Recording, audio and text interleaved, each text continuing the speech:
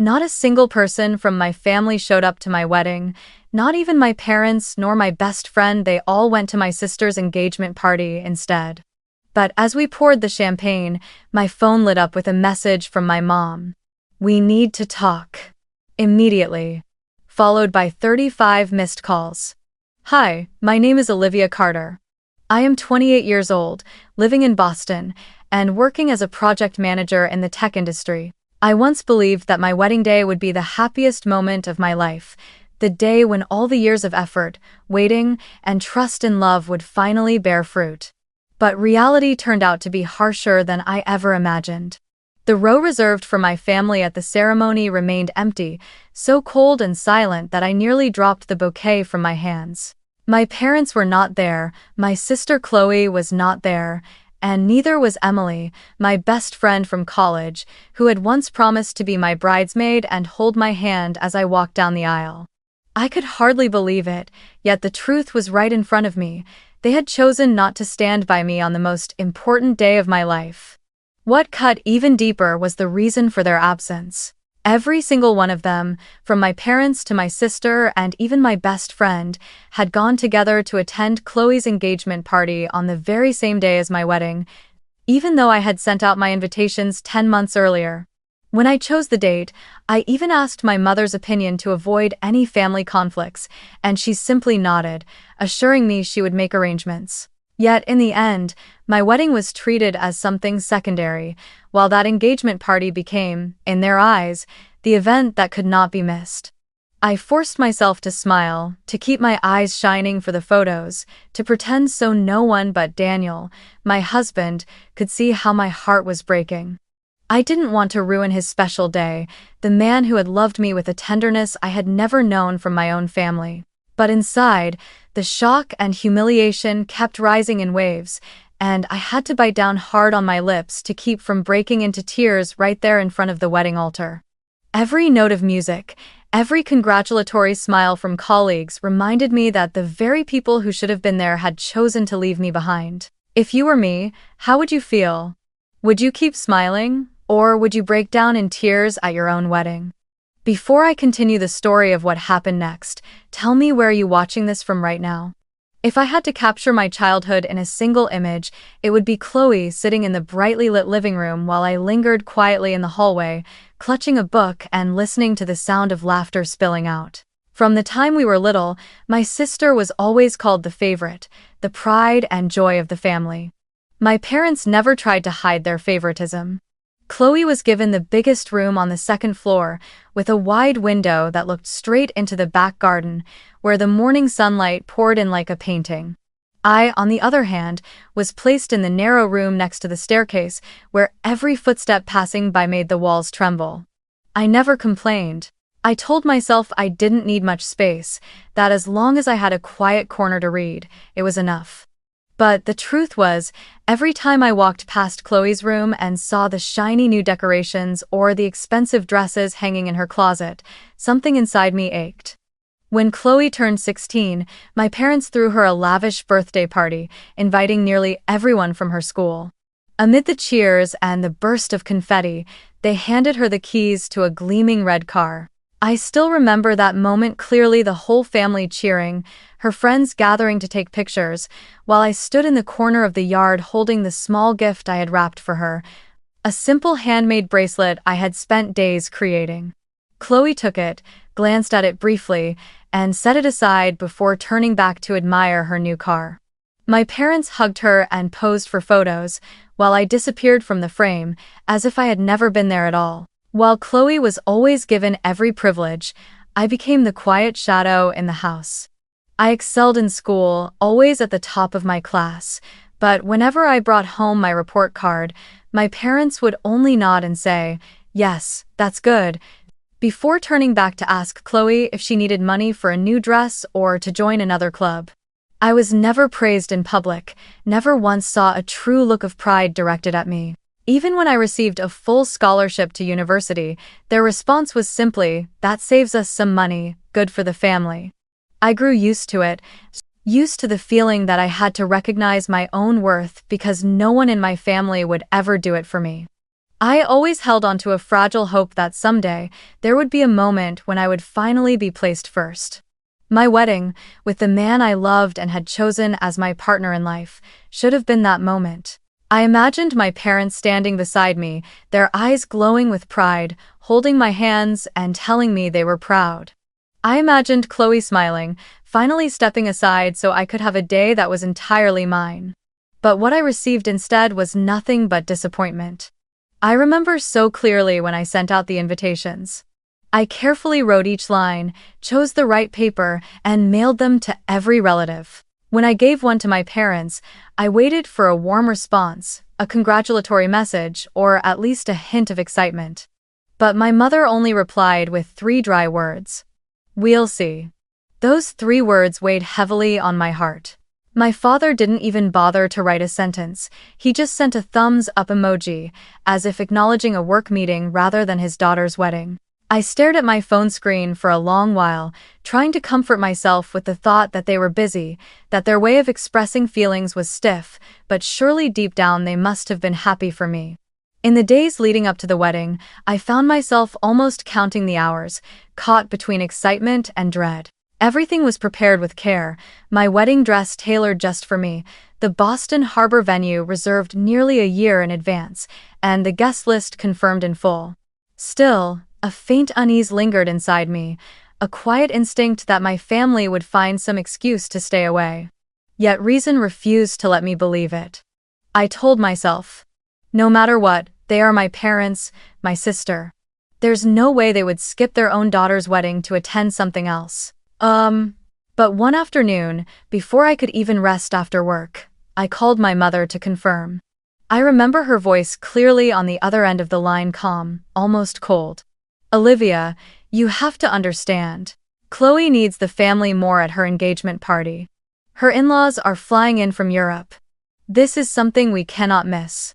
I froze, my ears ringing, my heart stopping for a few seconds. I laughed, thinking she must be joking, that maybe she was testing me somehow. But no, she was entirely serious. Her words landed with finality, leaving no room for hope. They had chosen Chloe. Once again, just as they had throughout my entire childhood, except this time, the cost was the most important day of my life.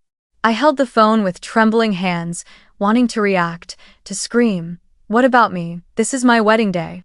But the words caught in my throat, each one strangled before it could escape.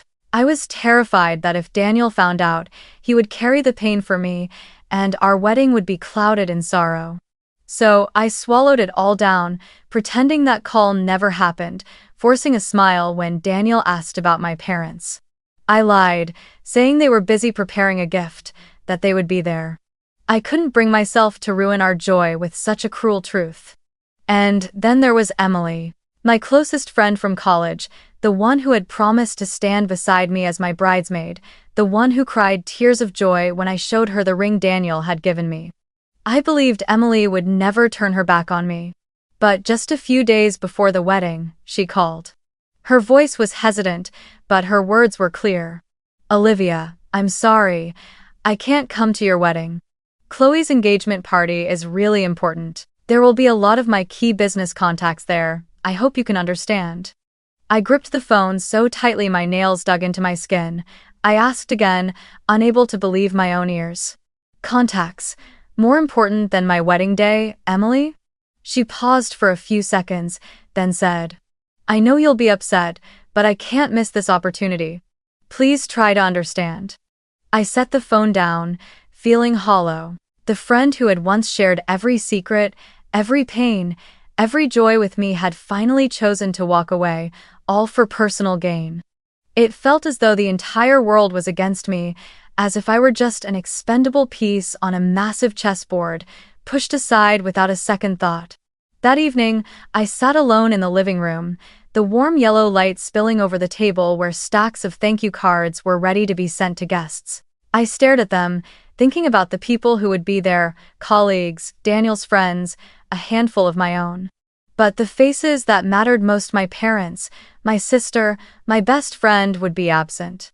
The sting of betrayal from every direction cut like a blade twisting in my chest. I kept myself composed, swallowing back tears, but inside, I was breaking apart. I said nothing to Daniel. He deserved a wedding untainted by the cracks in my family. I forced myself to remain calm, to carry on as if I hadn't just been abandoned by the very people who should have stood closest to me. But deep inside, a coldness had begun to take root, spreading quietly like dying embers. I started to understand that blood ties do not always mean love. Sometimes, family is nothing more than a label, and beneath it lies favoritism, selfishness, and betrayal. And that was the state of mind I carried into my wedding day, a bride wearing a practiced smile while inside she bore wounds invisible to anyone but herself. My wedding took place at Boston Harbor on an unusually beautiful May morning, the sky clear and blue without a single cloud, the breeze carrying the soft scent of saltwater across the lawn. The scene looked as though it had been arranged for a perfect celebration, rows of pristine white chairs lined up neatly on the grass by the harbor, bouquets of white roses mixed with pale lavender swaying gently in the sunlight, and in the distance, the water glittered like glass under the sun. I wore a gown that brushed the ground with every step, a light veil drifting behind me as I walked. At the end of the aisle, Daniel waited, his eyes warm and steady, like an unspoken promise that no matter who abandoned me, he would remain. Friends, colleagues, and a few distant relatives arrived in full. Their smiles and heartfelt congratulations filled the air, giving the ceremony an atmosphere of warmth and joy. Some complimented my gown, others shook Daniel's hand and told him how lucky he was, while a few pulled me into tight embraces and whispered that I deserved to be happy. I smiled, I thanked them, I tried to immerse myself in that joy as though nothing was missing. But no matter how hard I tried, my eyes kept drifting toward the row reserved for my family, empty, silent, and impossible to ignore. I had once imagined the moment my father would take my hand and walk me down the aisle, my mother dabbing away tears as she watched her daughter become a bride, Chloe smiling brightly at my side, and Emily adjusting my veil before I stepped forward. But, in reality, those seats stood bare under the sun, empty and waiting for people who never came. My heart twisted painfully. I had tried to prepare myself, had told myself over and over that they wouldn't be there, but seeing the truth laid out in front of me was like a blade cutting deep. I smiled at Daniel when he looked my way, hiding the emptiness in my chest. When he leaned in and whispered, "Where are they?" I quietly answered, "Maybe they missed their flight," yet even as the words left my lips, I knew he already understood. Daniel didn't ask again. He only held my hand tighter, his eyes silently telling me that I didn't have to explain.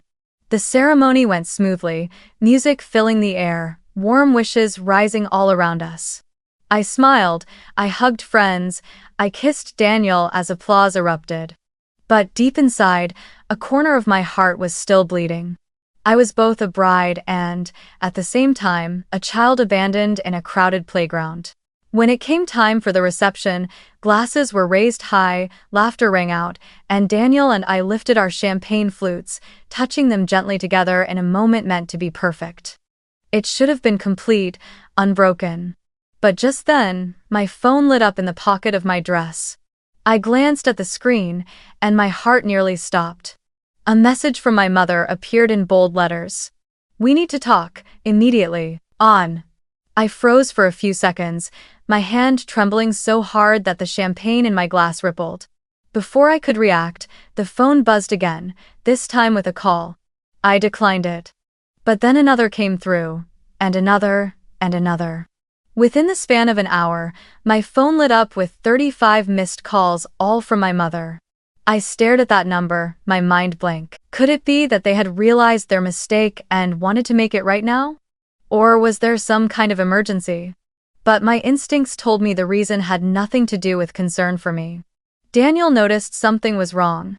He set his glass down, leaned closer, and whispered, "What's going on, Olivia?" I shook my head, shoved my phone back into my pocket, and forced a smile so no one else would notice. I didn't want to stain my wedding day by mentioning the very people who had already chosen to abandon me.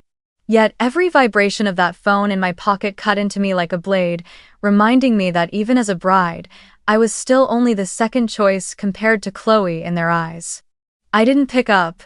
I couldn't bear to hear another word that might shatter my heart in that moment. I just stood there silently, holding onto a smile that felt more fragile with every passing second, knowing deep inside that a storm was waiting for me beyond the veil of this ceremony. As I tried to cling to some sense of calm for my wedding day, the phone kept buzzing against my dress, stirring a gnawing unease in my chest.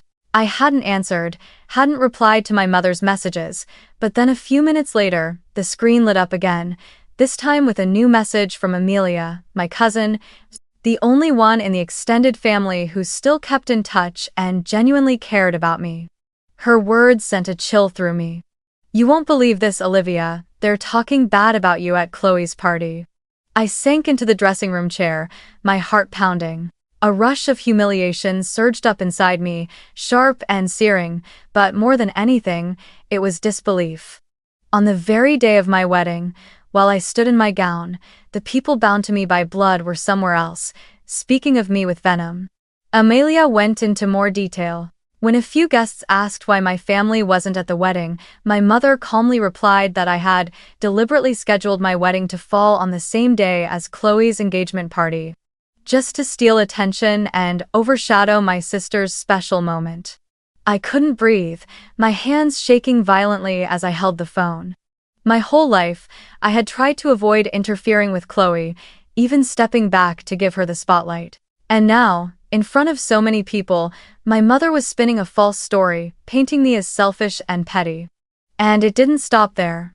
Amelia continued, telling me that my father coldly added that I had been distant from the family for years, so it was understandable that my parents and sister weren't at the wedding. My chest tightened. Distant? Was it because I had spent years pouring myself into studying, working, and standing on my own, just so I wouldn't become a burden? Or was it because I was never given any favoritism and had no choice but to create a world for myself outside of them? I had never chosen to walk away, it was their indifference that pushed me out. And now, my father twisted that reality into an excuse, using it to justify abandoning me on the most important day of my life. What cut me the deepest was Emily.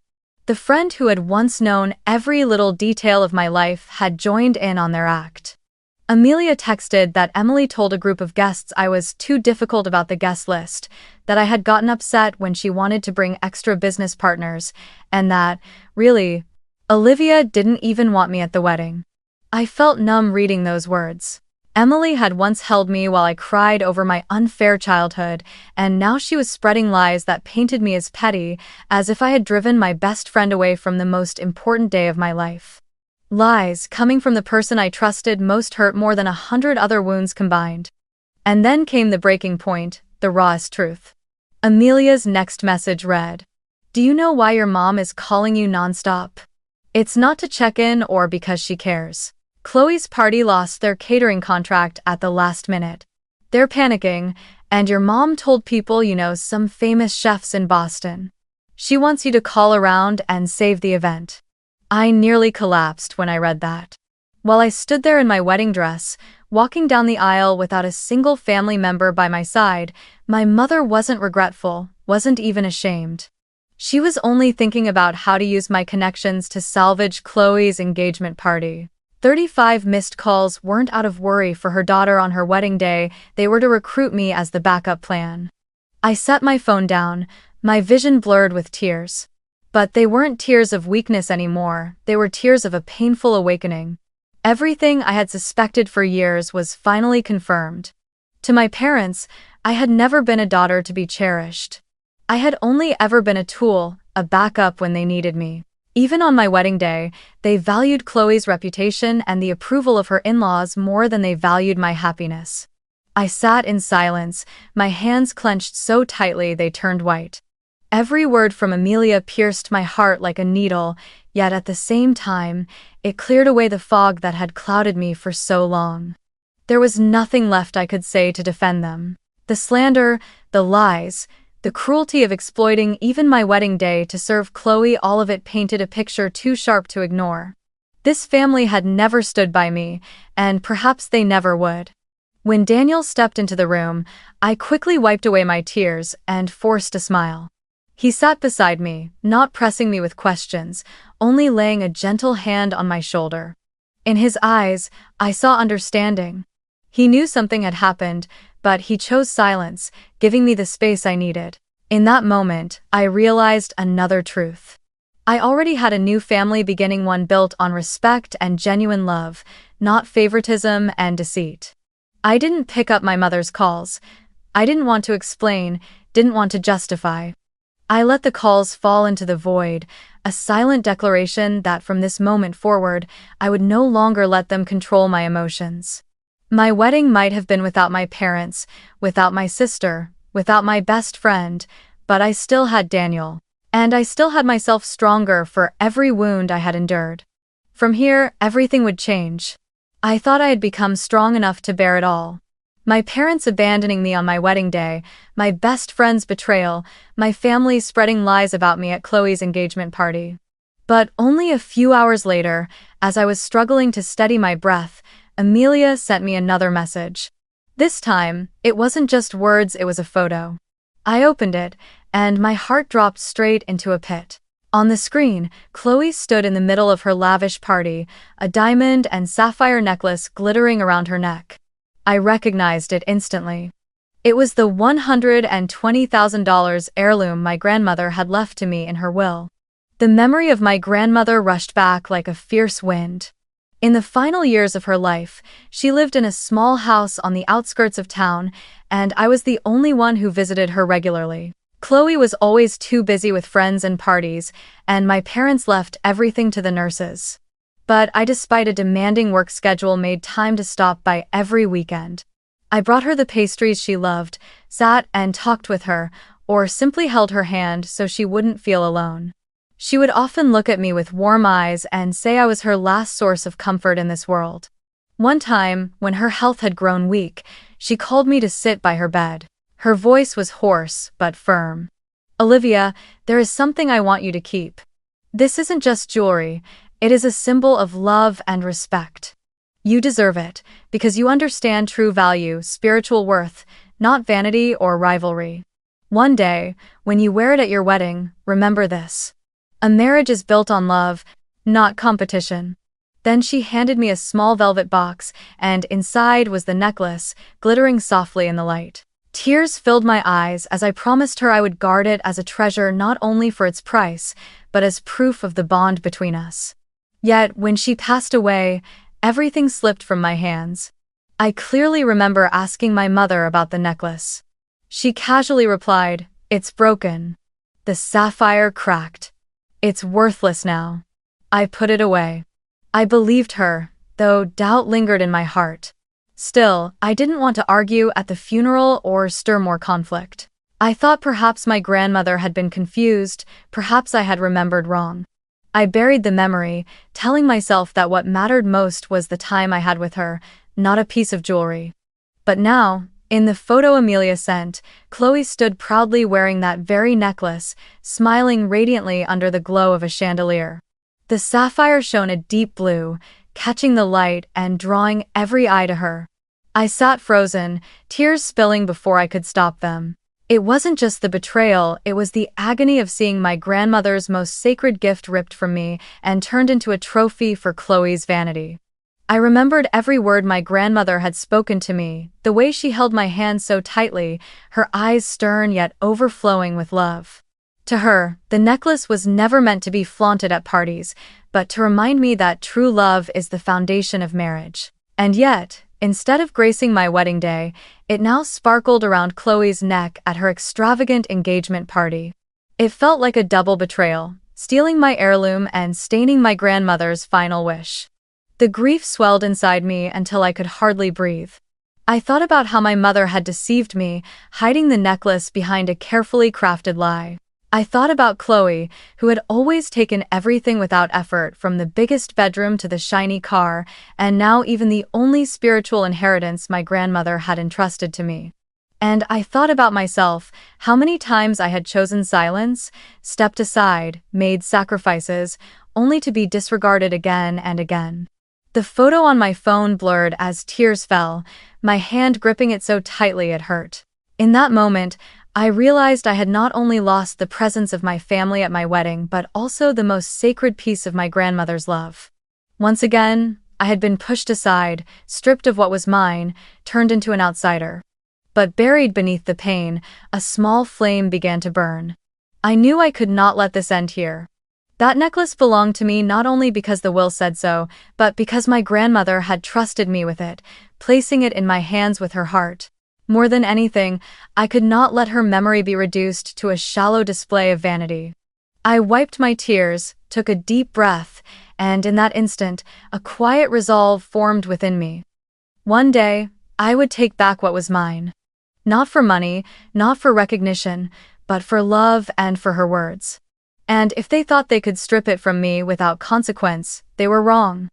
I would remain silent, I would wait, but when the time was right, the truth would be laid bare. I knew all too well that if I reacted in the moment, they would twist everything back on me, just as they always had. In their eyes, I would only be Olivia making a fuss. Olivia being selfish, Olivia refusing to compromise.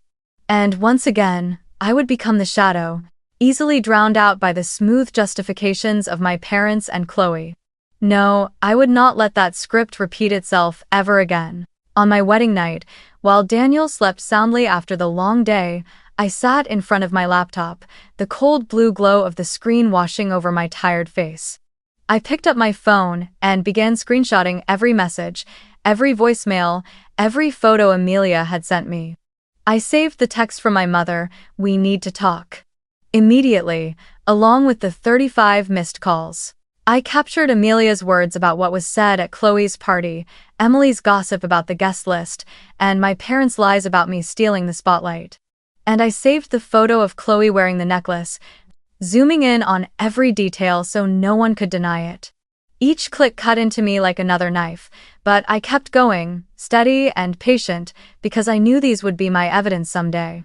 I created a new folder on my laptop and named it simply, "For Later." To anyone else, it might sound like a joke, but for me, it was a vow. I would not use it now. I would not rush into confrontation. But the time would come when later would become now. I organized everything by date, labeled every file, even built a small table of notes to track what each piece showed. This was no longer just an emotional reaction, it was the start of a plan. If they wanted to make me the outsider, then I would let my silence be the weapon that, one day, made the truth undeniable. When I finished saving everything, I reopened the scanned copy of my grandmother's will. I had kept the file tucked away in my email for years, never daring to look at it after the funeral. But now the words on the page glowed clearly before me. The diamond sapphire necklace shall belong to my granddaughter, Olivia Carter. It is to be given to Olivia only on her wedding day, as a reminder that love is the most important foundation of marriage. I read the sentence over and over, feeling as though she were whispering it into my ear. That confirmation filled me with both grief and strength. There was no doubt anymore. The necklace was mine not only legally, but spiritually, emotionally, and by the bond of love she and I had shared. I closed my eyes and imagined what would happen if I confronted them now. My mother would scoff and call me delusional. My father would accuse me of tearing the family apart. Chloe would feign surprise and turn it back on me as jealousy, and Emily would probably sigh and tell me to just let it go for your own peace. The only outcome would be yet another round of humiliation. I had learned a bitter lesson. In this game, if I wanted to win, I had to be patient. I had to prepare everything so thoroughly that when the truth finally came to light, there would be no room left for denial.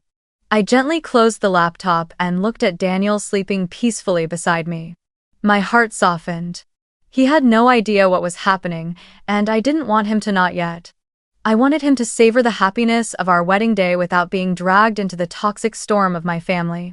So I chose silence, wrapping all the hurt tightly inside me, saving it for another day. A day when I would be strong enough not only to protect myself but to lay bare everything they had tried so carefully to hide. I made a promise to myself. From this moment on, I would live as if I never expected anything from them again. I would pour my energy into building my own life, nurturing my love with Daniel, advancing my career, and step by step claiming my own place in the world. I would not argue, I would not beg, I would not cry. I would let silence be my weapon, let time gather my strength. And when the moment was right, the truth would roar on its own, tearing apart the glittering mask they had so carefully placed on Chloe. After the wedding, I stepped into an entirely new chapter of my life. The pain of being abandoned by my family on such an important day still lingered, but instead of letting it drown me, I chose to turn it into fuel. I poured all of myself into my work at the tech company where I had built my career. The long nights no longer left me drained the way they once did, because now I knew exactly what I was fighting for, to prove that even without my family's approval, I could carve out a place of my own through talent and perseverance. The projects I managed gradually became some of the company's most crucial ventures. I led my team through wave after wave of challenges, from launching new products to negotiating international contracts. Each success felt like stitching up an old wound, piece by piece. Not long after, I was promoted to senior manager. The day the decision was announced, my colleagues clapped, my boss shook my hand, and he said, "Olivia, you are the definition of resilience." I smiled, but inside, I whispered, if only my grandmother were still alive to see this. Work wasn't the only thing I rebuilt. With my savings, performance bonuses, and a small loan, I began investing in real estate in Cambridge. After months of searching, I purchased a stunning apartment overlooking the Charles River. Every morning, standing at the window watching the sunlight dance on the water, I felt my spirit being renewed. That apartment was more than just a place to live, it was a symbol of independence, something I had chosen and created for myself, something no one could ever take away. Daniel, too, thrived in his career. As a talented architect, he quickly earned recognition from high-profile clients.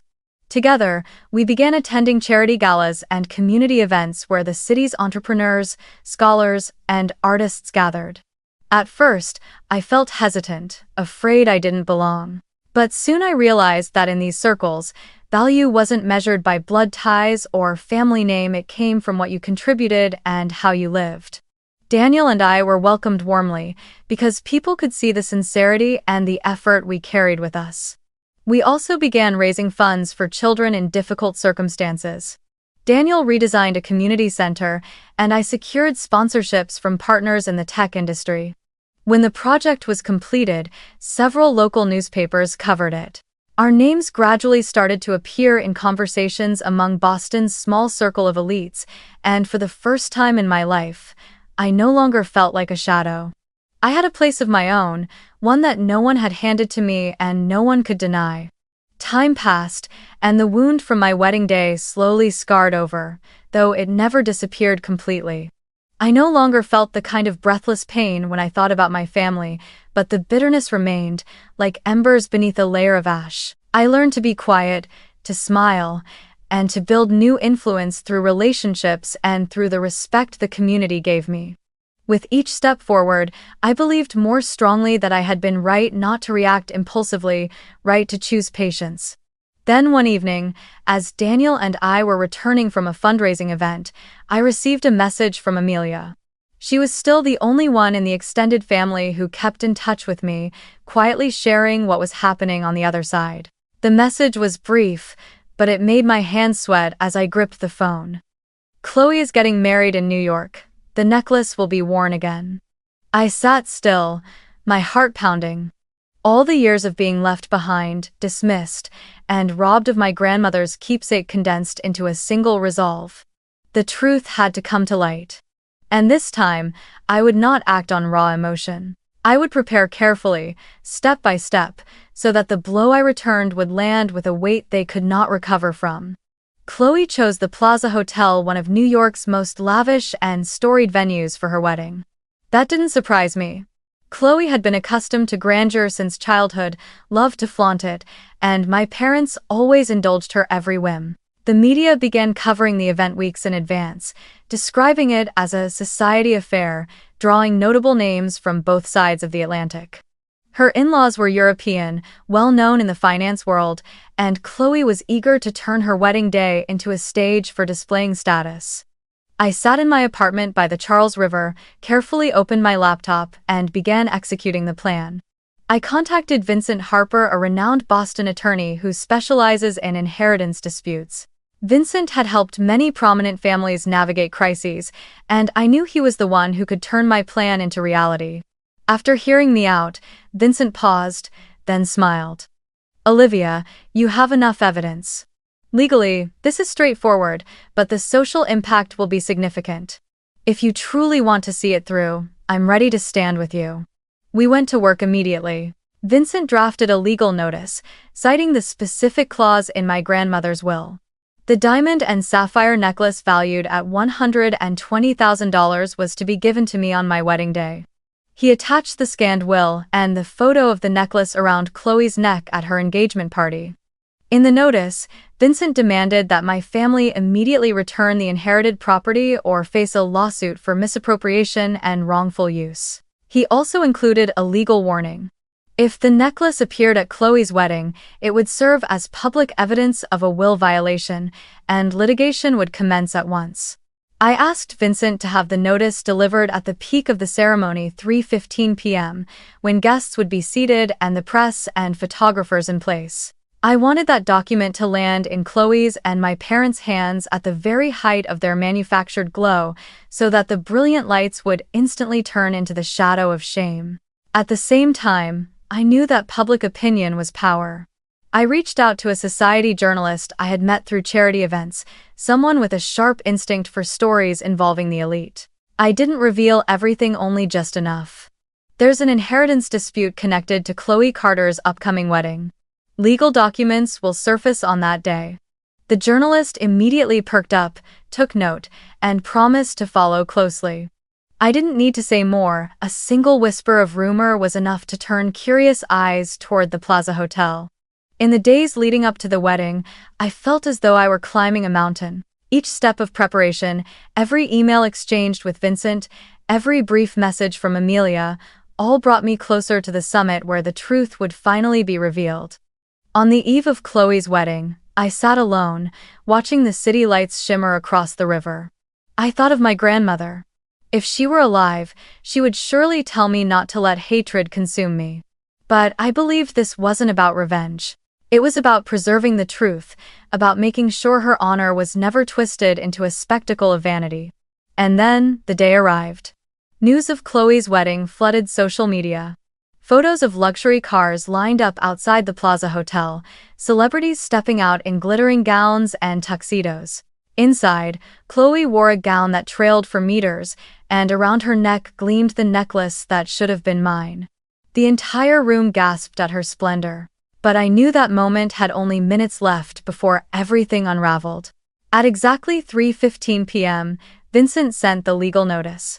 The email went directly to Chloe, my parents, and the Plaza Hotel's management. Within seconds, their phones buzzed nonstop. Inside the ballroom, the once buoyant atmosphere faltered as whispers spread and screens were passed from hand to hand. Chloe's brow furrowed, my parents looked flustered, and the organizers huddled anxiously in a corner. Vincent followed through exactly as promised.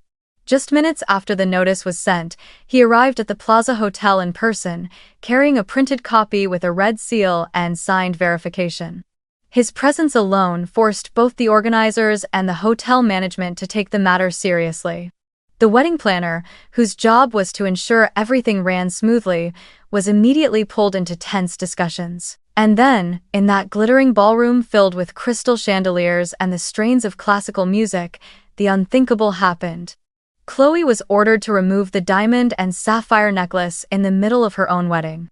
I could picture the moment clearly, hundreds of eyes fixed on the bride, confused and buzzing. The planner leaned in to whisper, followed by a hotel staff member with a grave expression, holding the legal notice in his hand. Chloe tried to force a smile, but her face quickly drained of color. My mother panicked, while my father argued furiously with Vincent, but it was pointless. Vincent was not a man easily drowned out. Calmly, he reiterated the legal consequences if the necklace continued to be displayed. Under pressure both from the hotel, fearful of a lawsuit, and from the media, already stirring to report the disruption, Chloe had no choice but to unfasten the necklace. I watched my phone's screen flashing, knowing for certain my mother wouldn't leave me alone after Chloe had been forced to remove the necklace. I picked up, steadying my voice. Olivia. My mother's shrill voice cut through the noise of the wedding hall. Do you have any idea what you've just done? You ruined your sister's wedding. Hundreds of guests are whispering, the press is circling, and you've turned everything into a spectacle. Oh.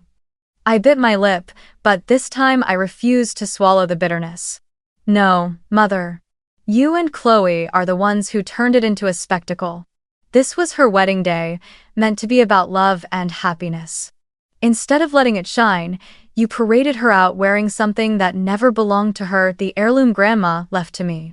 Do you think the guests will remember Chloe walking down the aisle, or will they only remember the moment the bride was forced to take off her necklace under the camera flashes? Her voice faltered. You're always attacking your sister. This is her day. Couldn't you let her have it, just this once? A laugh escaped me, dry and sharp. Let her have it? Do you even remember my wedding? Oh, that's right, you weren't there. You were all too busy at Chloe's engagement party. I walked down the aisle alone, managed everything myself, even my dress. Meanwhile today, Chloe had an entire team of planners, your arms around her, and even Grandma's heirloom until the truth surfaced. And still, you say I haven't given enough? On the other end, silence fell, broken only by her ragged breathing. I continued, my voice firm. You can choose favoritism, you can choose to protect Chloe all your life. But I will not be silent anymore. If weddings are supposed to mark something important, then remember this, you've turned today into the ending of my silence. I hung up, letting the line go dead. For the first time, I felt I had taken back the voice that had been stolen from me for so long. And just a few hours later, the press exploded. Photos of the bride walking down the aisle with a bare neck spread rapidly across social media. Headlines screamed, "Heirloom, worth $120,000, belongs to bride's sister, not the bride." The public began buzzing with speculation.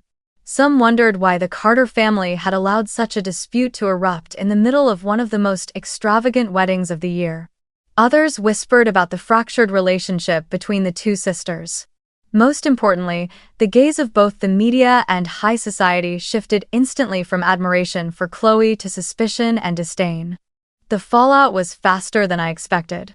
My family's reputation collapsed overnight. Chloe, once coddled and paraded as the perfect princess, suddenly became a symbol of greed and pretense. Her new in-laws, a European family known for valuing honor, grew cold. Amelia later told me that after the wedding, Chloe's husband had a heated confrontation with my parents, accusing them of hiding the truth. My mother was left humiliated, my father seethed but could do nothing to repair the damage. And Emily, who had once spread lies about me, suffered her own consequences. Her professional circle began to distance themselves, unwilling to associate with someone tied to the Carter scandal. As for me, I did nothing. I didn't post a single status. I didn't respond to a single message from them. I maintained absolute silence, and that silence carried more weight than any argument ever could. It deepened the curiosity of the public and magnified my family's discomfort. While they scrambled to contain the storm of gossip, I simply lived my life pouring myself into work, into Daniel, into charity projects. I learned then that sometimes the most powerful form of revenge is not raising your voice at all, but letting the truth speak for itself. As time passed, the public chatter faded, but the stain on my family never washed away. A year later, on our wedding anniversary, Daniel surprised me with a familiar velvet box. When I opened it, my eyes welled with tears. The diamond and sapphire necklace had finally returned to its rightful place. After the incident at the Plaza Hotel, under Vincent's legal pressure and the looming threat of a lawsuit, my parents had been forced to hand it back. Daniel had quietly kept it, waiting until our anniversary so he could clasp it around my neck himself. In the soft glow of candlelight during our simple dinner for two, Daniel stepped behind me and fastened the delicate clasp. I lowered my head slightly, feeling the cool weight of the necklace rest against my skin, and a strange wave of emotion rushed through me. It wasn't triumph, it was peace. I whispered, "Now it's back where it belongs." Daniel smiled, pressed a gentle kiss to my shoulder, as if to remind me that every hardship I had endured had led to this moment, the moment I held love, respect, and justice in my hands. I sat there for a long while, fingertips brushing the sapphire's shimmer, and realized the necklace was more than property. It was memory, a reminder of the only pure love I had ever known from my grandmother. It had returned to me not as a prize from revenge, but as proof that patience and silence can hold more power than anger ever could. And so, I closed the door on my family. Not out of hatred, but because I chose freedom and peace. I knew I would never again look to them for love, nor allow them to wound me a second time. I had Daniel, my career, my standing in the community, and most importantly, I had myself strong, confident, and free. That day, when I looked in the mirror and saw myself wearing my grandmother's necklace, I smiled. It was no longer the forced smile I wore on my wedding day, but a genuine one. A new chapter had begun, one where I was no longer anyone's shadow, but fully, unapologetically myself, Olivia Carter.